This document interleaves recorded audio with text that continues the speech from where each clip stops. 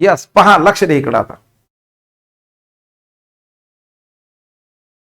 या Werner theory of coordination compound मध्ये या वर्नरनं पूर्ण थेरी मध्ये दोन प्रकारच्या व्हॅलन्सी सांगितल्या बेटा. पहिली प्रायमरी व्हॅलन्सी, दुसरी सेकंडरी व्हॅलन्सी. म्हणजे कोऑर्डिनेशन कंपाऊंड मध्ये मेटल जे किंवा मेटल आयन याला दोन टाइपच्या व्हॅलन्सीज त्यांनी सांगितल्या.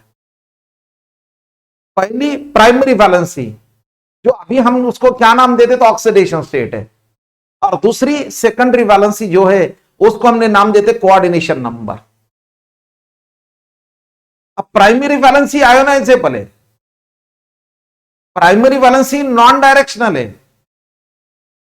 सेकेंडरी वैलेंसी जो है, जो उसका कोऑर्डिनेशन नंबर है वो फिक्स है, और सेकेंडरी वैलेंसी से ही कोऑर्डिनेशन कंपाउंड की ज्योमेट्री फिक्स होती है.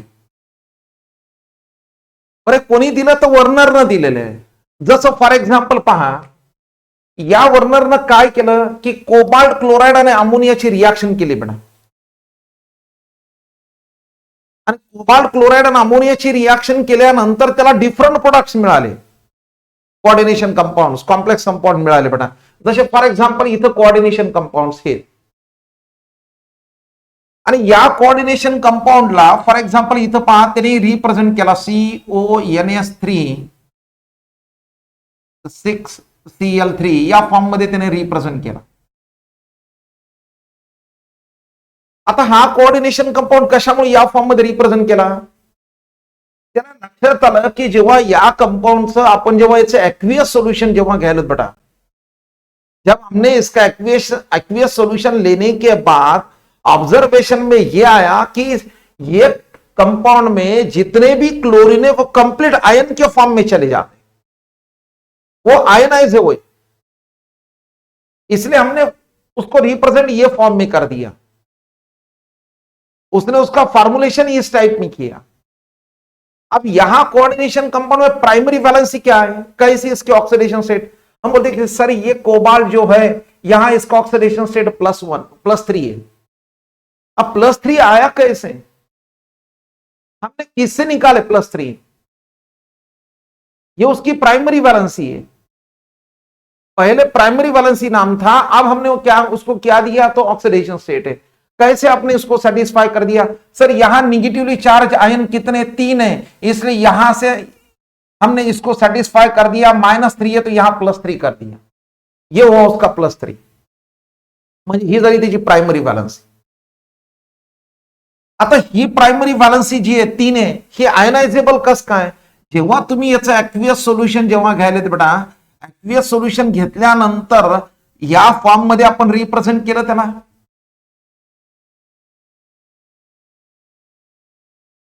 त्याला ऑब्झर्वेशन मध्ये काय आलं किंवा कंप्लीट Cl आयोनाइज झालाय. म्हणजे हा जर तुम्ही कंपाऊंड जर घेतला तर याचं कंप्लीट आयनायझेशन झालं.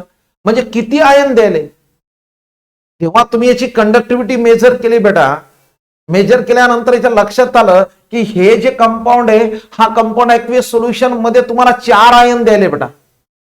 4 कसे आयन्स दिले, 3 Cl इथे मिळाले बेटा, आणि 1 मोल तुम्हाला हे मिळाला एंटायटी इथं. म्हणजे हे टोटल किती आयन्स मिळाले तुम्हाला, 4 द्यायले तिथं आहे. पण दुसरी गोष्ट सेकंडरी वैलेंसी काय आहे, सेकंडरी वैलेंसी काय, त्याचा कोऑर्डिनेशन नंबर आहे.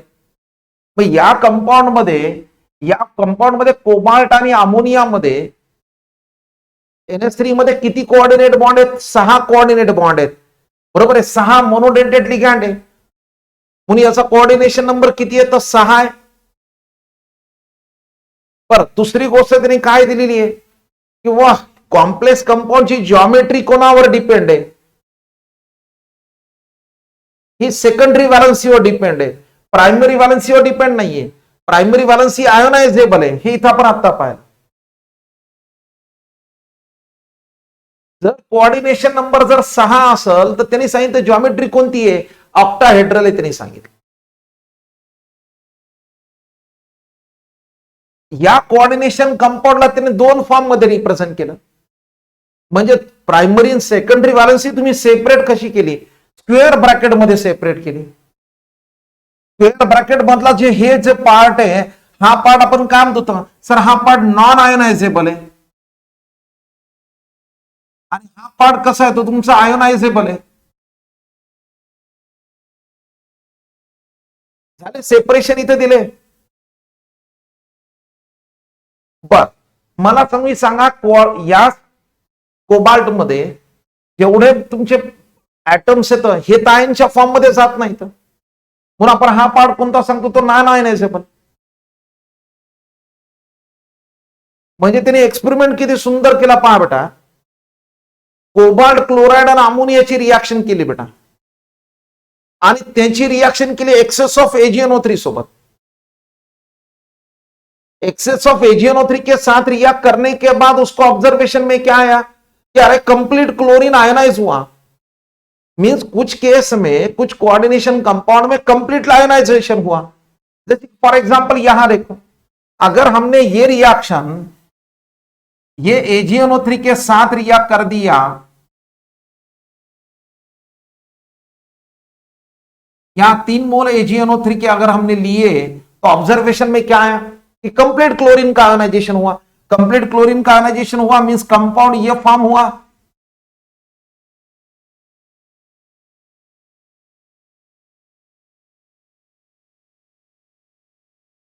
तयार झालं बेटा, AgCl चा प्रिसिपिटेट मिळाला, आणि त्याला लक्षात आलं की बाबा AgCl चा प्रिसिपिटेट मिळाला म्हणजे इथं कम्प्लिटली आयोनाइज झालं, म्हणून याच्यावरून त्यानं कोऑर्डिनेशन कंपाऊंड या फॉर्म मध्ये रिप्रेझेंट केलं.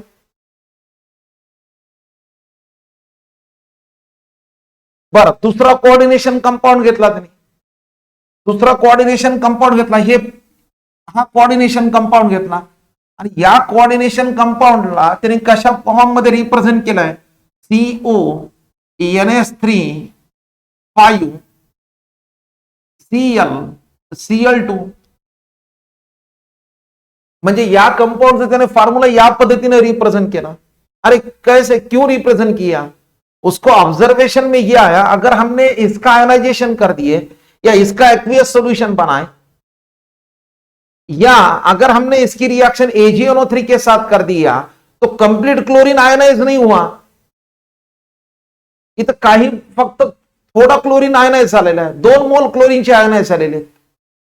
म्हणजे मला तुम्ही सांगा, याचा आपण ऍक्वियस सोल्युशन या फॉर्म मध्ये रिप्रेझेंट करू शकतो, CONS3 5 Cl. आता याच्यावर चार्ज किती येणार बेटा, इथं 2Cl मायनस आहे, इथं काय येणार, तर तुमचा 2 प्लस येणार आहे. क्लिअर याच्यात, एनी प्रॉब्लेम याच्यात. बर, आता या कंपाऊंडचं तुम्ही आयनायझेशन केल्यानंतर मला सांगा, आयनायझेशन केल्यानंतर किती मोल्स मिळाले, तुम्हाला 3 मोल मिळाले बेटा. 1 मोल तुम्हाला एंटायटीचा मिळाला, कॉम्प्लेक्स आयनचा, आणि 2 मोल कोणाचे मिळाले, तर Clचे. पहिल्या केसमध्ये आपल्याला टोटल नंबर ऑफ आयन्स किती मिळाले, 4 मिळाले. या केसमध्ये टोटल नंबर ऑफ आयन्स किती मिळाले, 3 मिळाले. पण या केसमध्ये कम्प्लिटली Cl आयनाइज होईना, इथं थोडा क्लोरीन आयनाइज झाला. क्लिअर झालं याच्यात. त्याच्यानंतर त्याने हे कोऑर्डिनेशन कंपाऊंड घेतला. या कोऑर्डिनेशन कंपाऊंड ऑब्झर्व केल्यानंतर लक्षात आलं किंवा इथं याचं फॉर्म्युलेशन त्यांनी या फॉर्म मध्ये केलं, NS3 CONS3 4 Cl2 and Cl. यहां भी कंप्लीट आयनाइज नहीं हुआ, यहां क्लियर इतना. वैसे सेम ये कोऑर्डिनेशन कंपाउंड है. अब ये कोऑर्डिनेशन कंपाउंड है, इसका AgNO3 के साथ रिएक्शन करने के बाद ऑब्जर्वेशन में ये आया, और ये कोऑर्डिनेशन कंपाउंड का AgNO3 के साथ रिएक्शन करने के बाद कोई प्रिसिपिटेट ही नहीं फॉर्म हो रहा. इसका मतलब है उसका फॉर्म्युलेशन ये टाइप में यहां, म्हणजे काही क्लोरीन आयनाइज व्हायला आहे आणि काही क्लोरीन आयनाइज नाही झाला. म्हणजे आपण यांचे कंपाऊंड कशा पद्धतीने रिप्रेझेंट केले पहा बेटा. CONS3 6Cl3 हे या फॉर्म मध्ये पहिला कोऑर्डिनेशन कंपाऊंड रिप्रेझेंट केला. याचं फॉर्म्युलेशन आपण या पद्धतीने केलं. म्हणजे याचं जर आयनायझेशन केलं तर आपल्याला टोटल आयन्स किती मिळाले? 4 मिळाले. 3 Cl आहे आणि 1 मोल तुम्हाला कॅटायनचे मिळाले. इथं याचे कम्प्लीट आयनायझेशन केलं तर टोटल 3 आयन मिळाले. 2 Cl चे आणि 1 कॅटायन मिळाले. इथं याचं कम्प्लीट आयनायझेशन केलं तर टोटल आयन्स किती मिळणार? 2 आहेत. आणि याचं आयनायझेशनच होईल. म्हणजे हा तुमचा नॉन आयनिक कंपाऊंड झाला. बरं कशावरून केलं तर AgClच्या प्रिसिपिटेट वरून. यहां कोबाल्ट क्लोराइड और अमोनिया की रिएक्शन किया, उसके बाद बहुत सारे प्रोडक्ट मिल गए, फिर हमने उसकी रिएक्शन AgNO3 के साथ किया. AgNO3 के साथ रिएक्शन करने के बाद कुछ कोऑर्डिनेशन कंपाउंड जो है उसमें क्लोरीन का कंप्लीट आयनाइजेशन हुआ और हमको प्रिसिपिटेट मिल गया AgCl का. जहां कंप्लीट प्रिसिपिटेट मिल गया वहां 3 मोल्स AgCl का प्रिसिपिटेट मिल गया. इसलिए हमने उसका फॉर्मुलेशन ये टाइप में कर दिए. जहां 2 मोल्स AgCl का प्रिसिपिटेट मिलता है उसके बाद हमने उसका फॉर्मुलेशन इस टाइप में किया. म्हणजे असे वेगवेगळ्या पद्धतीनं त्यानं त्याचे फॉर्म्युलेशन केले. क्लिअर झालं याच्या? Any problem? ही झाली तुमची वर्नरची थिअरी. आता तुम्ही म्हणता सेकंडरी व्हॅलन्सी जी आहे ती कोऑर्डिनेशन नंबर आहे आणि हे कोऑर्डिनेशन नंबर फिक्स कसा आहे मला सांगा. या कोऑर्डिनेशन कंपाऊंड मध्ये कोबाल्टची ऑक्सिडेशन स्टेट किती आहे? +3 आहे बेटा. आता कशी फिक्स आहे सेकंडरी व्हॅलन्सी? पहा बेटा, प्रायमरी व्हॅलन्सी नाहीये, सेकंडरी व्हॅलन्सी फिक्स आहे. आणि सेकंडरी व्हॅलन्सी वरूनच आपण काय सांगतो ती डायरेक्शनल इन नेचर आहे. मग मला सांगा या केसमध्ये कोबाल्टचा ऍटॉमिक नंबर आपल्याला माहिती आहे, कोबाल्टचा ऍटॉमिक नंबर 27 आहे. जेव्हा कोबाल्टवर +3 चार्ज आहे म्हणजे याचा अर्थ या कंपाऊंड मध्ये कोबाल्टनं 3 इलेक्ट्रॉन लूज केलेत बेटा. ठीक आहे, 3 इलेक्ट्रॉन लूज केले म्हणजे टोटल आता इलेक्ट्रॉन किती झाले त्याकडे? 24 आहे. ठीक आहे, आता मला सांगा कुठलाही S आणि P ब्लॉकचा एलिमेंट हा स्टेबल होण्याचा प्रयत्न करत नाही. ते त्याच्या लास्ट शेलला 8 इलेक्ट्रॉन आणायचा प्रयत्न करते. म्हणजे नोबल गॅस एलिमेंट इतके इलेक्ट्रॉन्स ऑक्युपाय करायचा प्रयत्न करते. त्याच पद्धतीनं कोऑर्डिनेशन कंपाऊंड मध्ये मेटल सुद्धा काय प्रयत्न करणार आहे बेटा? मेटल किंवा मेटल आयन काय प्रयत्न करणार? किंवा आपलं पण ऑक्टेट कंप्लीट झालं पाहिजे, आपले पण इलेक्ट्रॉन त्या नोबल गॅस एलिमेंट इतके यायला पाहिजेत. पण याच्यासाठी काय? याच्यासाठी आपण काय करतो तर आपण एक रूल लावतो, इफेक्टिव्ह ॲटॉमिक नंबर EAN. आपण पाहिला लास्ट पिरियडला ते. मग आता मला सांगा या कोऑर्डिनेशन कंपाऊंड मध्ये तुमचा मेटलवर +3 चार्ज आहे म्हणजे त्याकडे इलेक्ट्रॉन किती आहे? 24 आहे. बरोबर आहे. मग आपल्याकडे इफेक्टिव्ह ॲटॉमिक नंबरचा फॉर्म्युला काय?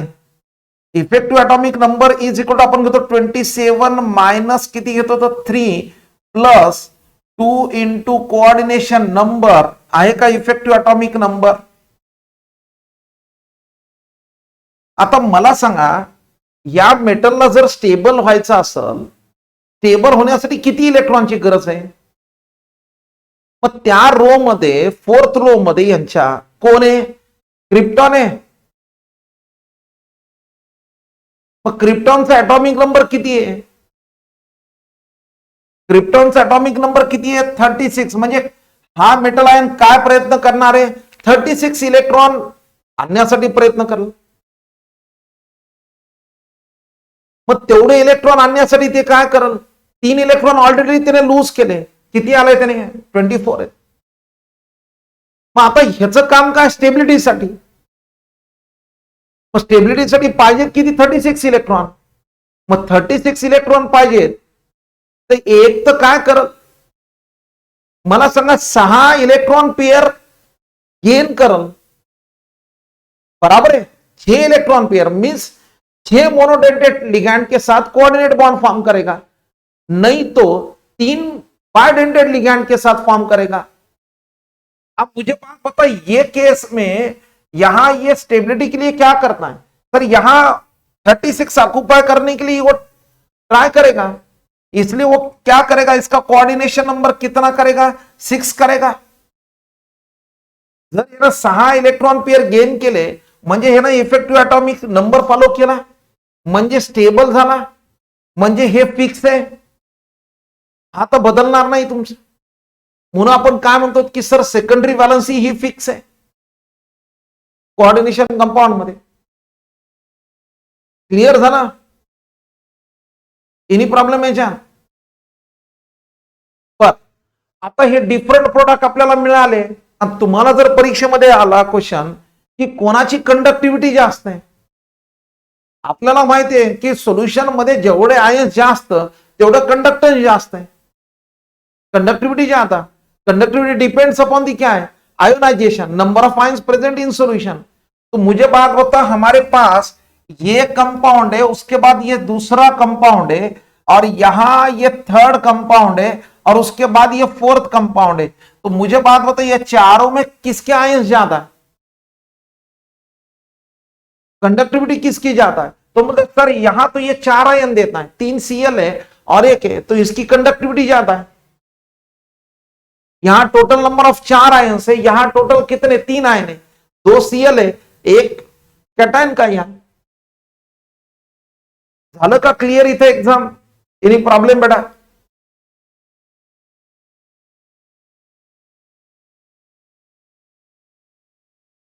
यस।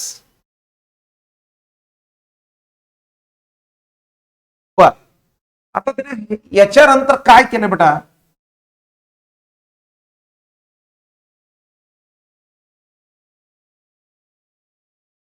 आता लक्ष दे बेटा, इथं त्याला 2 कंपाऊंड ऑब्झर्वेशन झाले, COCl3 4NS3 हे कंपाऊंड ऑब्झर्वेशन। याचा कलर कसा आहे तर ग्रीन आहे। आता तुम्ही म्हणता सर या कंपाऊंडचे 2 कोऑर्डिनेशन कंपाऊंड कसं काय, आपल्याला आहे पुढे आयसोमेरिक कंपाऊंड्स आहेत, म्हणजे काही आयसोमेरिक कंपाऊंड सुद्धा मिळाले, हॅव्हिंग डिफरंट प्रॉपर्टीज आहेत, आलं इथं। म्हणून तुमच्या पुस्तकामध्ये हे या पद्धतीचे कलर्स त्यांनी दिलेले आहेत बेटा।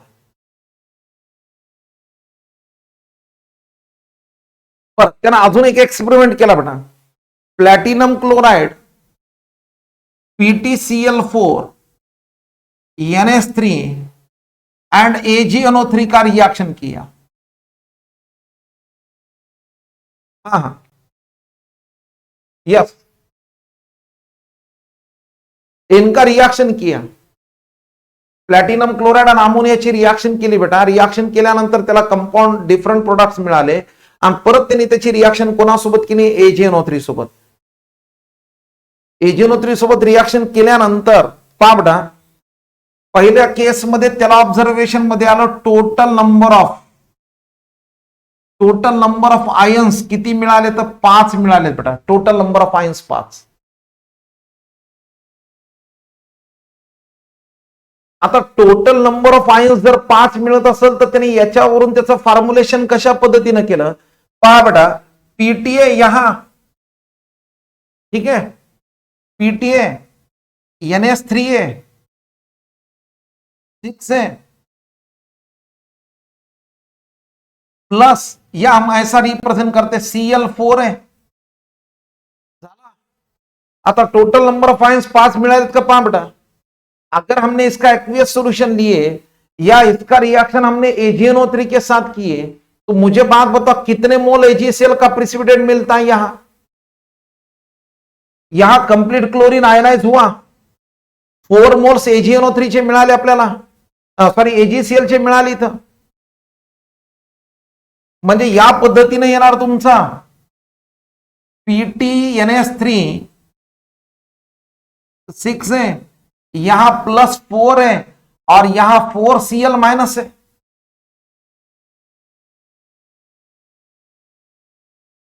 झालं इथं, म्हणजे तुम्ही कशावरून काढाले, तुम्ही AgNO3 सोबत रिएक्शन केल्यानंतर कळाले बेटा। एनी प्रॉब्लम है क्या? और एक कंपाउंड है यहां, और ऑब्जर्वेशन में यह आया कंडक्टिविटी मेजरमेंट करने के बाद की टोटल नंबर ऑफ, यहां एन हमको अगर 4 मिलते हैं तो 4 मिलने के बाद उसने उसका फॉर्मुलेशन कैसे किया, तो पीटी NS3 मला सांगा किती येणार? 4.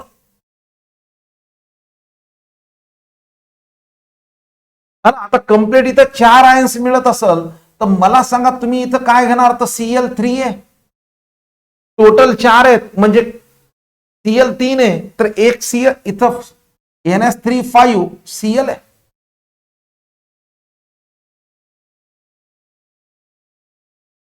एनी प्रॉब्लेम याच्यात? बर, आता यांच्याकडे ऑब्झर्व करा बेटा. इथं मला सांगा या प्लॅटिनमची प्रायमरी व्हॅलन्सी किती आहे बेटा? या प्लॅटिनमची प्रायमरी व्हॅलन्सी 3 आहे आणि या प्लॅटिनमची सेकंडरी व्हॅलन्सी 6 आहे. बरं, 6 सेकंडरी व्हॅलन्सी सॅटिस्फाय कशी केली? न्यूट्रल लिगँडनं सॅटिस्फाय पण केली आणि निगेटिव्हली चार्ज आयन्सनं पण केली. या केसमध्ये बघा याची प्रायमरी व्हॅलन्सी जे, याची प्रायमरी व्हॅलन्सी जे याची प्रायमरी व्हॅलन्सी तुम्ही Cl वरून केली बेटा, या काउंटर आयन वरून, आणि याची सेकंडरी व्हॅलन्सी या न्यूट्रल लिगँड वरून केली. पण आपण इथं काय दिले पहा, सेकंडरी व्हॅलन्सी कोऑर्डिनेशन नंबर आहे आणि तुम्ही सॅटिस्फाय कशी करू शकता? तर निगेटिव्हली न्यूट्रल लिगँड किंवा निगेटिव्हली चार्ज आयन वरून. बरं, त्यांनी कोऑर्डिनेशन कंपाऊंड रिप्रेझेंट कसा केला ते पहा बेटा. आता हा कोऑर्डिनेशन कंपाऊंड रिप्रेझेंट कसा केला पहा बेटा. प्रायमरी व्हॅलन्सी जी आहे ती डॉटेड लाईन रिप्रेझेंट केली आणि secondary valency thick line represent केली.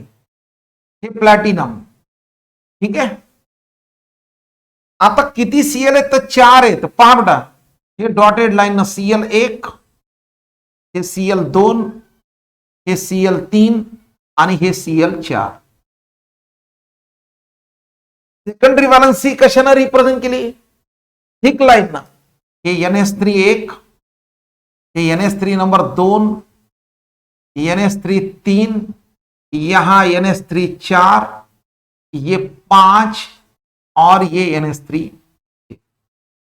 चला क्लियर? एनी प्रॉब्लेम याच्यात? आता या केसमध्ये पहा बेटा, इथं तुम्ही इथं ऑब्झर्वेशन करू शकता, याचा डबल रोल आहे बेटा. याचा डबल रोल यायला का नाही? मला सांगा याचा चार्ज किती येणार? +4 आहे. या प्लॅटिनमची प्रायमरी व्हॅलन्सी किती आहे? तो 4 आहे. तुम्ही कशावरून सॅटिस्फाय केली? की या निगेटिव्हली चार्ज आयन वरून. ठीक आहे. पण दुसरी गोष्ट, याचा आता हे ना, याचा डबल रोल काय? हा प्रायमरी व्हॅलन्सी म्हणून सुद्धा काम करायला, बरोबर आहे. आणि हा इथं लिगँड याचे सेकंडरी व्हॅलन्सी म्हणून सुद्धा येणार आहे. मी जर तुम्हाला विचारलं प्लॅटिनमची सेकंडरी व्हॅलन्सी किती आहे, तर ती म्हणणार 6. म्हणजे याचा डबल रोल यायला ना. पहा ना, याच्यावरचं चार्ज काढण्यासाठी सुद्धा याची मदत व्हायली तुम्हाला, याचा डबल रोल यायला. मग आता हा कोऑर्डिनेशन कंपाऊंड रिप्रेझेंट कसा केला? कशा पद्धतीने रिप्रेझेंट झाला बेटा? तर पहा, हे प्लॅटिनम इथं, ठीक आहे, हे 3 Cl डॉटेड लाईन रिप्रेझेंट करतो मी. 1, हे 2, हे 3. ठीक आहे. आता इथं पहा, हा जो Cl आहे हा Cl चा डबल रोल आहे बेटा. म्हणून मी इथं एक डार्क लाईन घेतो आणि एक डॉटेड लाईन घेतो आणि इथं घेतो Cl. म्हणजे याला 2 लाईन झाल्या. डॉटेड लाईन काय इंडिकेट करते? Primary valency. थिक लाईन काय इंडिकेट करते? Secondary valency. आणि बाकीचे जे ते 5, हे एक NS3 थिक लाईन ना, हे NS3, यहां भी NS3 है, यहां भी NS3 है और यहां भी NS3. क्लियर है का? एनी प्रॉब्लेम यहां?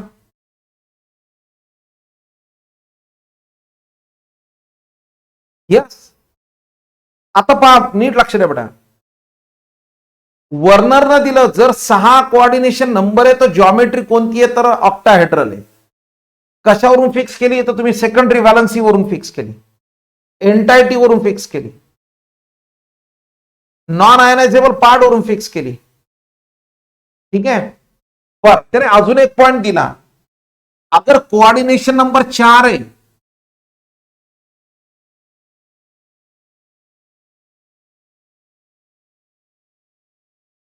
अगर कोऑर्डिनेशन नंबर 4 है तो कोऑर्डिनेशन कंपाउंड के 2 टाइप की ज्योमेट्री आती है.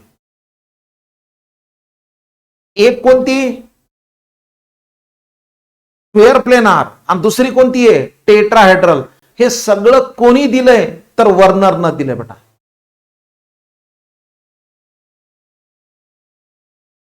क्लिअर झालं का? एनी प्रॉब्लेम याच्यात?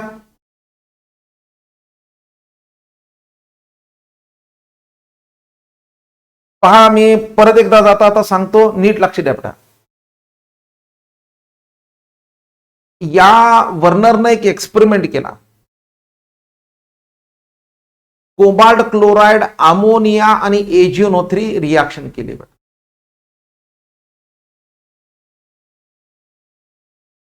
जेव्हा त्यांनी कोबाल्ट क्लोराइड आणि अमोनियाची रिएक्शन केल्यानंतर त्याला डिफरंट प्रोडक्ट्स मिळाले बेटा, वेगवेगळे हे प्रोडक्ट्स हे तयार झाले.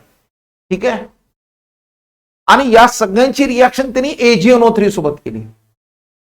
AgNO3 सोबत रिएक्शन केल्यानंतर ऑब्झर्वेशन मध्ये हे आलं किंवा काही क्लोरीनचं कम्प्लीट आयनायझेशन व्हायले आणि काही क्लोरीनचं कम्प्लीट आयनायझेशन होईना.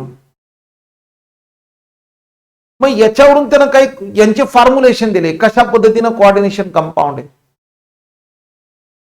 काही क्लोरीन कम्प्लीट आयनाइज व्हायलाय, मग याच्यावर त्याने फॉर्म्युलेशन कसे केले. फॉर एक्झाम्पल हा कोऑर्डिनेशन कंपाऊंड, याचं फॉर्म्युलेशन तरी या पद्धतीने केलं, CONS3 6Cl3. आता मला सांगा, हा रिप्रेझेंट केल्यानंतर याला तिने नाव काय दिलं एन्टायटी, याला नाव काय दिलं काउंटर आयन. हा आयोनायझेबल आहे, बरोबर आहे. हा झाला तुमचा नॉन आयनायझेबल. आला इथं. हा पार्ट काय झाला तर तुमचा नॉन डायरेक्शनल आहे, हा पार्ट डायरेक्शनल आहे. म्हणजे कोऑर्डिनेशन कंपाऊंडची जॉमेट्री कशावरून सांगतात एन्टायटीवर. मग विचारलं त्याचा ड्रॉबॅक मध्ये हाच आहे क्वेश्चन, किंवा हेच कशामुळे, याच्यावरूनच कशामुळे, त्याला एक्सप्लेन करता आलं नाही. ठीक आहे. आता या कोबाल्टची प्रायमरी व्हॅलन्सी सॅटिस्फाय कशावरून केली तर आपण या निगेटिव्हली चार्ज आयनवरून केली, त्याला आपण आता ऑक्सिडेशन स्टेट म्हणतो. या कोऑर्डिनेशन कंपाऊंडची सेकंडरी व्हॅलन्सी किती आहे 6, म्हणजे तो त्याचा कोऑर्डिनेशन नंबर झाला. म्हणजे प्रायमरी आणि सेकंडरी व्हॅलन्सी सेपरेट कशी केली तर स्क्वेअर ब्रॅकेटनं त्यांनी सेपरेट केली.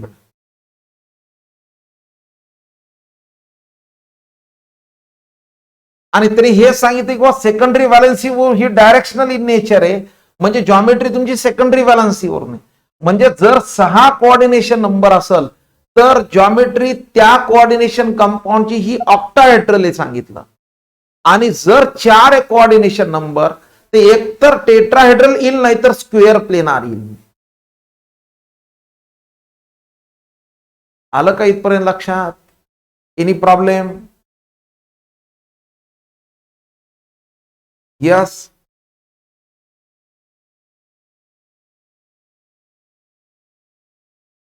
व्यवस्थित कळालं का? काय असेल तर विचारा बेटा मला.